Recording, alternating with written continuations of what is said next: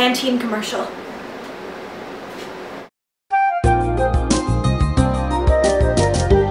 So a lot of you guys have suggested that I do a Catching Fire movie review, and I feel like that's a little overdone. So I'm going to tell you everything I hate about Catching Fire. Just kidding. I went to the pre-screening-ish. I got advance tickets, and it was like a big deal that I didn't know it was. So I bought the tickets the day they came out, and the theater was completely full. And I went in, and I was with my friend, and we were all dressed up in our Katniss gear. And we're like entering the theater, and we're like half an hour early, 45 minutes early. The previews aren't even on yet, and there's this attendant standing there, and she's like, the first 50 people get free keychains. So I got a free keychain. It says, every revolution begins with a spark, and I was so excited, and I was like... So we're waiting for the screen to come on, and I have on my iPod Hunger Games. So we're sitting, waiting for the movie, watching Hunger Games, and people are slowly starting to filter in. There were reserved seats, so you get to like choose where you wanted to sit, and I got like the middle of the theater because I was like the first person to like buy tickets. So it opens up on this kind of like dead forest because it's the middle of winter, and I thought that was a cool shot compared to like the beginning of the Hunger Games where it was just Seneca and Caesar, and they're talking about his mark on the games and all like his thing. In Catching Fire, you see Katniss kind of just like contemplating life. I really liked the Beetee and Wireth scene when they're talking about the force field. I really got upset when they didn't call it the chink in the armor. I don't know why, but they didn't say the chink in the armor, and I was looking for that line. I mean, because I used like other book lines, but I was looking for the chink in the armor. I'm weird like that. So that was a good scene. I liked that because it was straight out of the book in my opinion, like not line wise, but like how I pictured it. I really liked when she was, I think she was in District 8. Well, they were in District 8 on the Victory Tour, and she was saying like Panem today, Panem tomorrow, Panem forever. And then she kind of just walks away and she's like looking at the crowd going like no, I want to tell you, like she's like, they're like, tell us what you really feel. She's like, I want to, but my family's going to die, so if I don't do this, so I'm sorry, but you're screwed. President Snow's granddaughter was a great addition. That was great. Everybody's wearing their hair like this now, Grandpa. That was great. Who thought of that? That was fantastic.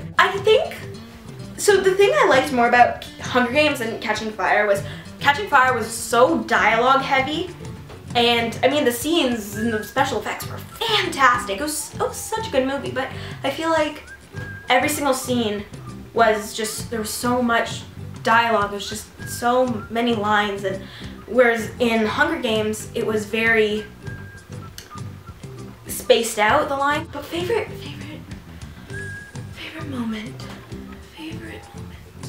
God, I liked it all. I think shot-wise, like, was probably the end where the arena explodes and she's kind of like lying there dead, and then all of a sudden she gets picked up and she's like you know, and then she's like kind of just like, she's lying there and all of a sudden her head just rolls and she like wakes up in the hovercraft. Oh, I like that scene. Oh, that scene too, like when she's like, whoa, where am I? And she gets the syringe.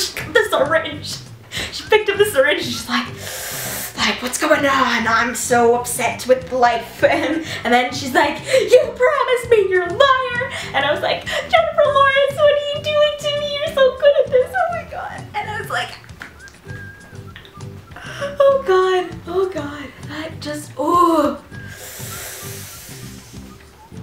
Gosh, damn it, that was, and then they sedate her, and then she's like, you promised me, you're a liar. Oh, you said you were gonna take Peeta over me. Oh my God, Everlark will be the death of me, I swear to God. Oh my goodness. Oh. Overall, it was really, really well done. I mean, Sam Claflin as Finnick was really, really good, especially with the sugar cube scene. They could have done anything with that. I mean, it was very specific in the book, but I mean, they could have changed it. They could have done something, but the way he portrayed Finnick in that was just so smarmy, and so you just don't know if he's a good guy or a bad guy. This is exactly what Katniss is thinking before she goes in the arena and sees his golden bangle. and that she knows to trust him.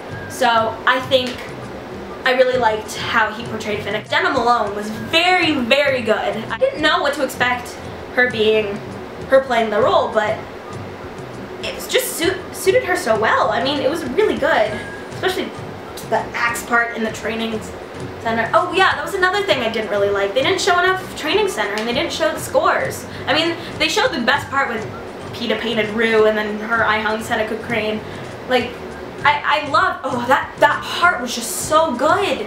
The way that they did that, and how he kind of walked out and kind of bumped her and was like, yeah, like, I know what I did. Like, that look, and then she kind of goes like, looking at the painting and like tears streaming down her face. She goes like, okay, I know what I'm doing. And then she hangs on a crane and the beard that she drew on it. Oh, that was cute. But yeah, I don't like how they didn't show that they both got 12s. I mean,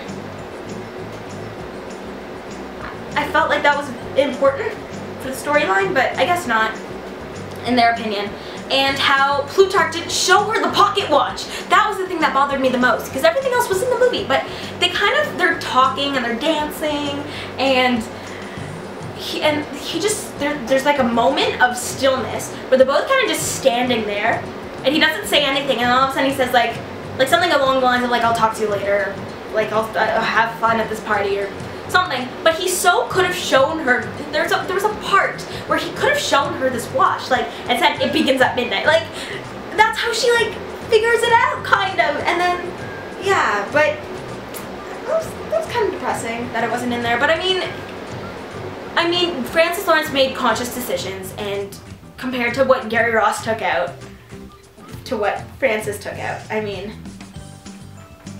I approve of what he took out. Overall, like, the thing I loved the most about the movie was just how much you went into Katniss's head without really just focusing on Katniss the entire time. Whereas in the Hunger Games, that's kind of what Gary Ross did, was he kind of just went with Katniss, but with this one you kind of got to see what was happening. If you want to talk about something for the next video I might have, leave a comment down below. If you liked this video, give it a thumbs up. Thanks for watching. My name's Jules. This is my sunroom. Spinach.